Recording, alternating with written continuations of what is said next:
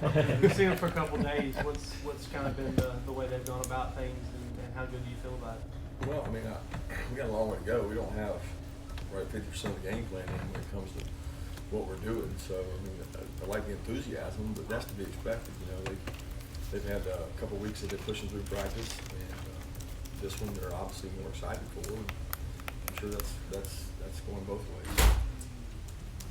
I know stats don't always tell the story. When you look at Notre Dame's run defense, their defensive line has more prowess than the numbers. What's happened in their first two games where the run defensive numbers look a little out of square? You know, stats are overrated. I felt that especially the first game, there was some very different type runs. I don't know if they had seen those before, if they've been exposed to those, but you're talking about a guy in one pass who I recruited as an elite athlete and a really good runner, and we're different than that. So it's a different kind of run game stuff. I think people just look at rushing stats, they don't look behind it. And there's a lot more to the story sometimes than just what meets the eye. You update on Tyson Campbell and how he's doing right now? Yeah, he's pushing through. He's out there today trying to work and help us out, but he's mentally getting prepared, and he's not able to take a lot of reps. What sorts of challenges does that offense pose, especially given the talent on their offensive line? I missed your first part. What sort of challenges does the Notre Dame offense pose to you, especially given the talent on that offense? Well, they got multiple formations. They got tempo. They've got the ability to do a lot of things. They have a lot of offense.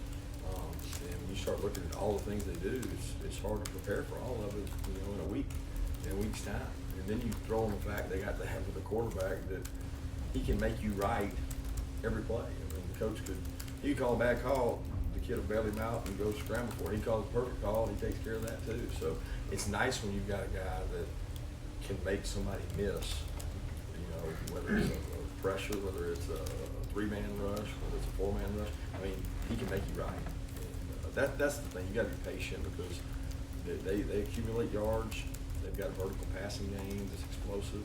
They've got good runners, and they use their personnel very well. Obviously, Tyler was a little bit hurt, and you say he's trying to make his way back. Is that going to affect your punt return game any? Is that would you have to protect him on that?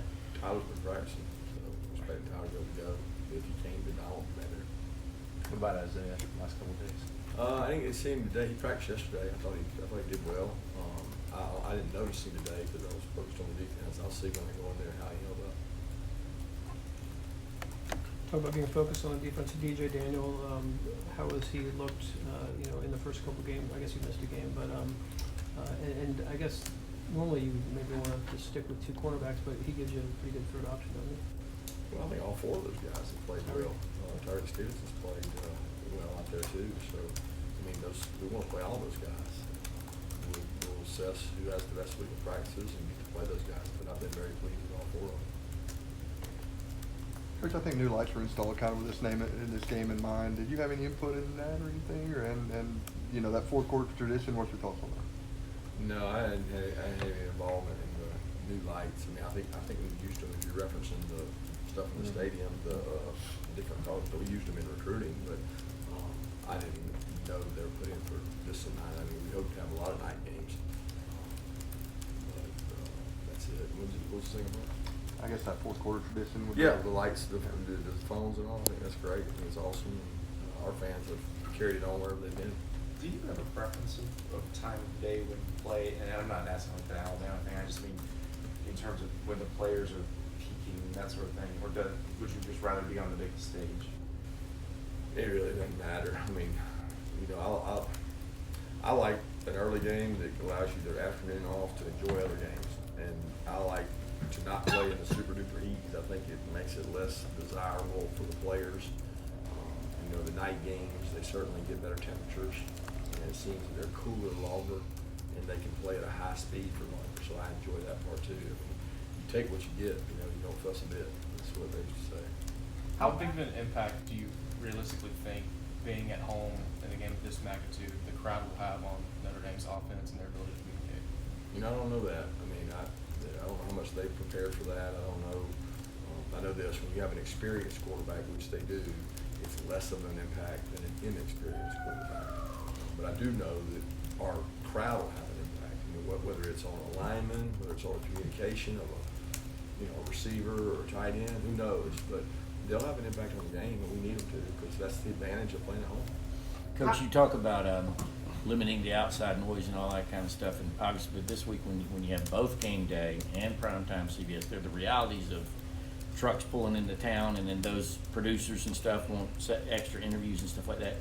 Do you get involved and try to put limitations specifically on that kind of stuff? Like you can have my players, but you got them X amount of time on this day, and how do you manage that part of it? We have interviews with our players every week. I mean, yeah, it's a bigger game. Yeah, there's more people here, but the amount of time that we commit to those people in those groups is really the same. I mean, there's more of them, and we try to manage it for them where all of them can do a nice job of bundling it together so that it's 20 minutes at this one time instead of 4 times 5 minutes. You know, so I mean that is what it is, and we've talked to the kids about that, but we're kind of used to that. I mean, the SEC, you have that almost every week you play an SEC game, you've got some kind of coverage. This is probably the latest you guys will ever kick off at Sanford Stadium. How do you program the guys to, do you late movie the night before, let them sleep in the next morning? What's kind of the routine to get to that point? Well, we have the same routine we always have for a 7:30 kick, 8 o'clock kick. It doesn't change. I mean, we're not gonna go reinvent the wheel and we'll go to a movie because we had a later game. So that's par for the course. We're gonna take a walk on Saturday and stretch their legs. We're gonna meet with them. We're not approaching it differently because I don't think you can do that. I think the kids have a set routine, and I don't like separating from that routine. How much did the response to the 2017 Notre Dame game and the way that played out with the playoff selection committee figure into you saying we got to get more of these marquee series like Oklahoma and stuff? I really don't know that it factored into it. I mean, we wanted those games anyway. Like we were wanting that for a long time, and wanted it since I got here, and we got the opportunity to start scheduling, so we started scheduling them. It seemed like a lot of them came really more recently to me, not really since the Notre Dame win, but more recently in the last year. But what factored in it to me is you need to play on a national stage.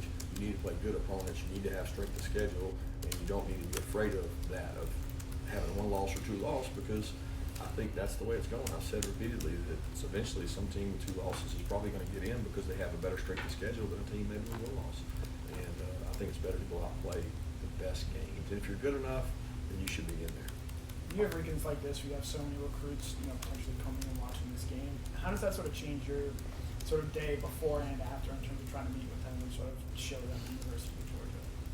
It doesn't change for us guys. I'm going to be honest with you. I think y'all think that this is like, we're going to recruit the kids that come. We're going to have a great group of prospects that come, and we're going to entertain them. We're going to do a good job spending time with them because we've got more of the day to do that. And I'm very thankful that we've got this opportunity because we've got a lot of national attention and a lot of, I guess, it's an attractive game for people to want to come to. So we're looking forward to that, but we're going to do what we do.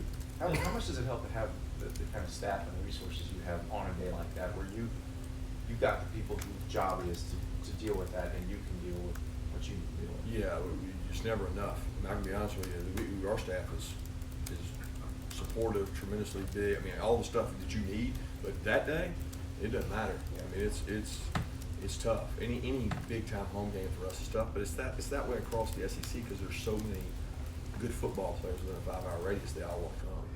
So 2 more questions. Staff's never big enough for that. Does it help with the whole recruiting thing that you got next week off and Sunday's not right back in the lab trying to figure out what's going on? Absolutely. So for us, we'll be able to spend time with whoever comes officially for Sunday, and that's important because, I mean, not that we don't have work to do Sunday, we do, but we have a game 2 weeks away instead of 1 week away.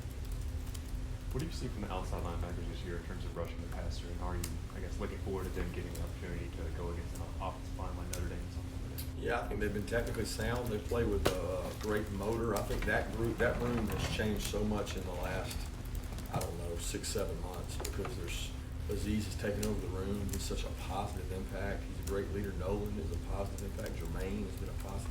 It's just the dynamic in that room. They get along so well. They compete really hard, and they're playing at a high level. I mean, they're producing more sacks than we've gotten in a long time. So Dan's doing